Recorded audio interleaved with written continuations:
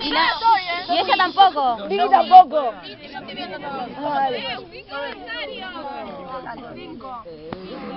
5, 4, 3, 2, 1, ¡acción! ¿Qué haces, Juan? ¿Vas a ir home hoy?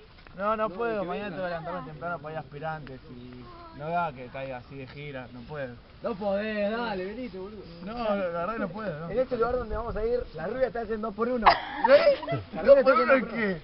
Tómatela, prefiero estar con los chicos y jugarla y quererlos como me quieren. ¡Retirazo!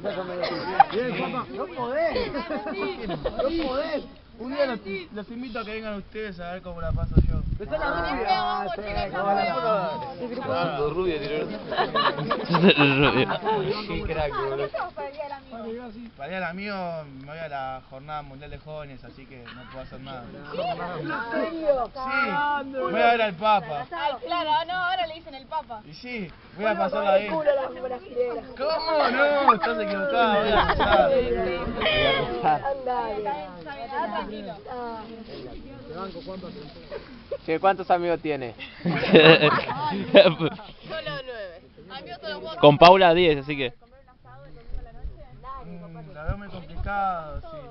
No, si quieren, porque tengo misa, si quieren vengan ustedes y vamos a... Sí, ¿cómo perder una hora? Y yo también estoy con mis amigos, y por eso quiero que vengan ustedes, así.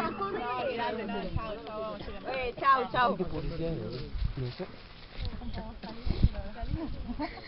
Estoy cansada de que mi hermano lo trate mal porque va a la parroquia. Y bueno, mami, si se levanta a las 9 de la mañana un sábado para ir a ver unos chiquitos jugar. Pero hace lo que él siente. ¿Y qué querés que haga? Que cuando yo salga de esta puerta, entre en el ascensor y toque todos los botones, vayan todos ellos a la parroquia.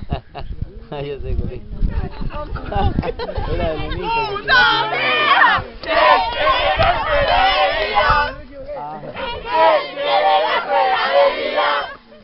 ¿Será que tiene buena gente? ¿Será que tiene buena gente? ¡Dame buena gente!